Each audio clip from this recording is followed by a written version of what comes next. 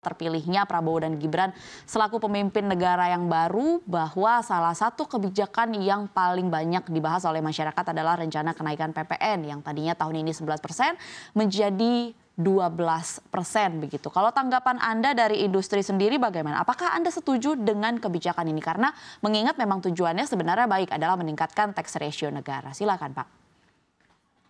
Ya, sebetulnya kalau tadi kita udah dapatkan benchmarking yang begitu bagus, misalnya Vietnam yang dulu malah mereka itu belajar kepada kita bisa bisa lihat gitu ya, apakah instrumen fiskal atau termasuk pajak tadi dalam hal ini PPN adalah menjadi poin penting untuk dinaikkan sebagai pendapatan negara, atau bagaimana mereka lebih concern mendukung peningkatan volume industri ya, dan daya saing yang ditingkatkan sehingga kapasitasnya menjadi besar. Contohnya misalnya di industri mebel ya, Cina udah berapa kali ya, bisa sampai 20 kali atau 10 kali dari kita gitu ya besarnya ya. Tadi saya katakan 5 kali, tapi ternyata begitu dilepas unsur industri kerajinannya, artinya mebel dengan mebel, head to head itu mereka 10 kali lebih besar dari kita. Kita 2,5 miliar, mereka udah mendekati 20 miliar dolar. Tentu saja kan devisa masuk ke negara besar dan pajak yang didapat oleh perusahaan tentu lebih besar. Jadi saya melihat bahwa PPN ini bukan merupakan sebuah solusi sebetulnya untuk membuat negara punya pendapatan besar, tapi bagaimana meningkatkan daya saing itu menjadi lebih utama.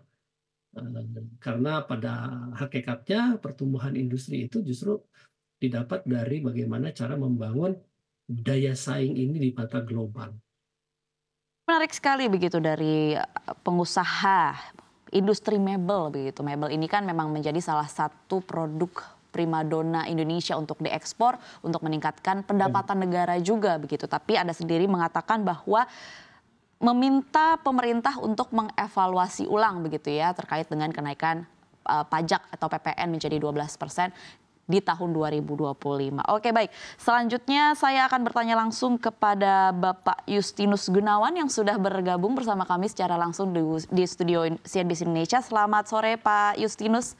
Apa kabar? Sore. Baik, mohon Baik maaf ya, saya Pak, ya? terlambat. Tidak apa-apa Pak.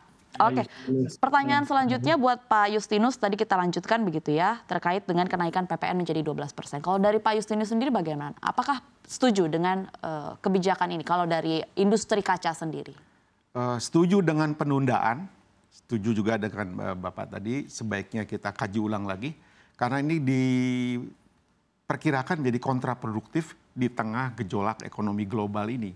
Ya, bukan solusi, tapi solusinya adalah bagaimana meningkatkan daya saing.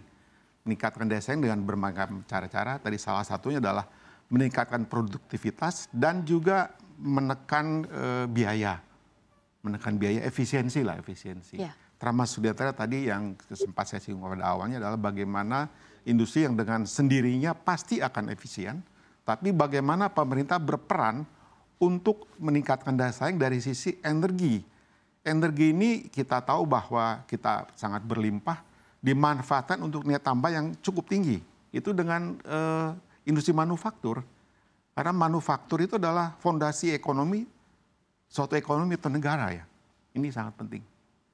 Oke, baik. Berarti kalau dari Anda untuk mempertegas begitu ya, Anda meminta pemerintah untuk mengevaluasi ulang wacana atau rencana kenaikan PPN ini? Iya. Atau dibatalkan, Pak? Dikaji ulang dulu, karena pemerintah pasti mempunyai alasan tertentu berupaya menaikkan PPN pendapatan, tapi juga mungkin perlu dipertimbangkan kondisi dalam negeri, khususnya di tahun ini yang masih bergejolak, tidak hanya di Indonesia tapi juga di luar negeri. Kita tahu bahwa luar negeri geopolitik dan juga ekonomi banyak mengalami turbulensi. Nah, kita jangan terbawa seperti itu ikut-ikutan, tapi kita lebih mengarah introspeksi bagaimana sih kekuatan dalam negeri. Tadi saya ulang lagi bahwa harus meningkat kontribusinya dari sekitar 16 sampai ke 25. Itu berarti naik 50%. Bayangkan, naik 50%. PR yang cukup besar begitu untuk pemerintah yang baru. Mungkin pertama kali dalam industri di Indonesia, karena kita sudah mengalami deindustrialisasi sejak tahun 2015 dan mendapatkan momentum kenaikan lagi. Pada saat ini salah satunya adalah kebijakan ekonomi justru di masa pandemi. Salah satunya adalah tadi HGBT. Terbukti Jadi HGBT itu atau energi itu seperti infus pada saat pandemi. Ya. Sekarang kita perlu transfusi ya. Nah inilah PR pemerintah saat ini untuk melanjutkan HGBT dan memperkuat di pemerintah berikutnya.